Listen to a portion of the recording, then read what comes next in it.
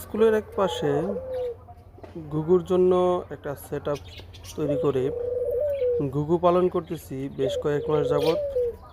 ইতিমধ্যে বেশ কয়েকবার ডিম দিয়েছে, ডিমের তাও দিচ্ছিল, কিন্তু প্রতিবারই এই যে এই সমস্যা, ডিম হচ্ছে ঘুঘু খেয়ে ফেলছে। এখন নতুন হিসেবে বুঝতে পারতেছি না কেন এমন হচ্ছে। কারো যদি এটার সমাধান জানা থাকে অবশ্যই পরামর্শ দিবেন। তবে হচ্ছে ঘুঘুর জন্য উপযুক্ত একটা পরিবেশ দেওয়া হয়েছে, ওদের হচ্ছে একটা কলোনির মতো তৈরি করে দেওয়া হয়েছে। ঘুঘুর বাসা, ঘুঘুর পরিবেশ, খাবার সব কিছুই ঠিক আছে, তারপরেও কেন এমন হচ্ছে এটা আসলে বুঝতে পারতেছি না। যারা ঘুঘু পালন করেন তারা তো অবশ্যই বিষয়টা জানেন।